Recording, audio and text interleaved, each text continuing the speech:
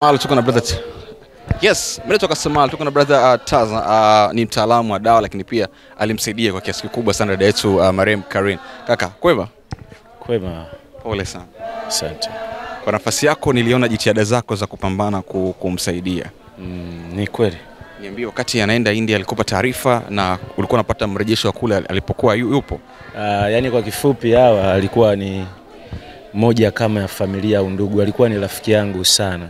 Na mimi hizi taarifa nimezipata kutoka kwa watu wangu tena mida hii, na mimi nikaona ngoja nije mida hii, kuna ratiba nyingi niliziacha kwa ajili ya jambo hili. Mimi mwenyewe imeniuma kiukweli. Okay. Sawa. Wakati kipindi kile unampa dawa, maendeleo yalikuwa vipi? Hawa maendeleo yalikuwa ni mazuri, lakini kuna wakati alikuwa anabadilika, lakini mpaka hata swala la kwenda nje mimi mwenyewe nilifurahi kwa sababu walidai anaenda kuwekewa lea, lakini niliamini akiwekewa lea atakuwa vizuri. Lakini sasa hii iliyotokea tunaweza tukasema labda Mwenyezi Mungu kampenda zaidi au la, lakini alikuwa anaendelea vizuri, na hata nyinyi ni mashahidi, alitoa taarifa atarudi. Kwa hiyo imekuwa kama ghafla. Kumbuka moja ya changamoto ambayo ulikutana nayo wakati unaamua kujitolea kumsaidia ni kutoka kwa baadhi ya watu ambao wanafanya tiba. Ile haikukukatisha tamaa kwa kipindi kile, kwa sababu tunafahamu unapokuwa umejitoa kumsaidia mtu alafu watu wanajaribu kuzungumza vitu vya tofauti, haikukata tamaa? Mimi siwezi kukata tamaa kwa sababu lazima ujue sisi wenyewe wataalamu wa tiba ni kwamba tupendani, tuna wivu.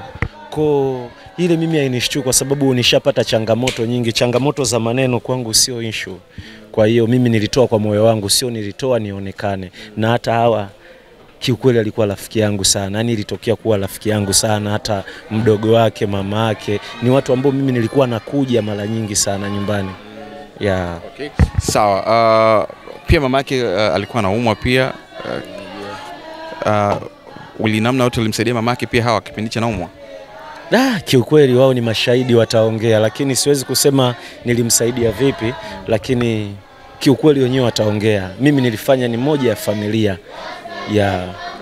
Sawa, tusikupotezee muda. Lolote wito kwa Tanzania kupitia Hawa? Tuliona Hawa alipigania afya yake mpaka pale dakika za mwisho. Na lolote la kuambia watu juu ya maradhi na namna kupambania afya zao?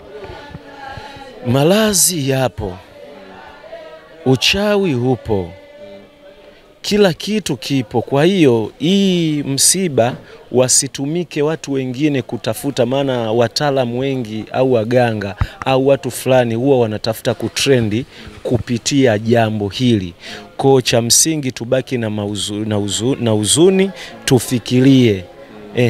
Kama mimi ninafikiria ni kama siamini fulani, lakini ndivyo imetokea. Kwa hiyo inahitajika utulivu, tuangalie familia ndio ina majonzi zaidi, tuipe moyo na tuwe karibu hata kiushauri, tuwasaidie pale panapotakiwa au kwenye uwezo pa kusaidika.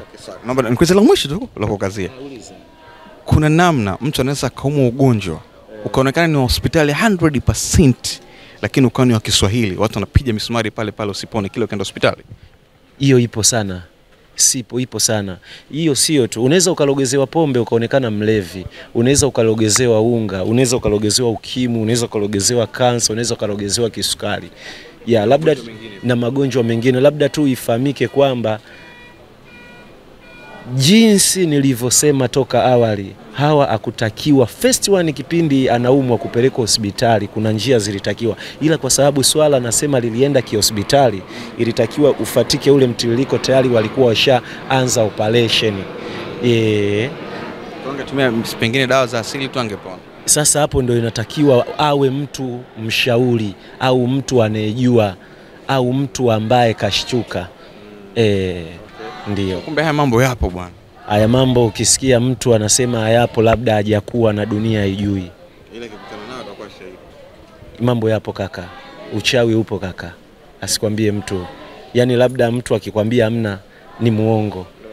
Kuna lake jambo. Sawa, na pengine kwa kukazia huoni vile unapowapa watu dawa bure, pengine wale watu wangekuja kwako kununua dawa ungekuwa tajiri sasa hivi? Yani iko hivi kaka, kama umejaliwa kupata utapata tu, kwa sababu mimi hii mpaka kuwasaidia watu dawa bure, watu wananiamini. Siwezi kusema kwamba sipati, napata, kwa sababu watu wakisha kuamini, watu ni watu. Na ndio maana sasa hivi nina vita, waganga wengi mimi wananichukia, kwa sababu hata waganga waliopita wakubwa walikuwa wafundishi dawa, lakini mimi nimekuja kuelekeza dawa na wenyewe sasa wanafata mtiririko wa kuonyesha dawa. Kwa hiyo mimi nafurahi, napenda kila mtu asaidike apone. Okay. Sawa, mimi nakushukuru sana kwa sehemu yako. Asante sana.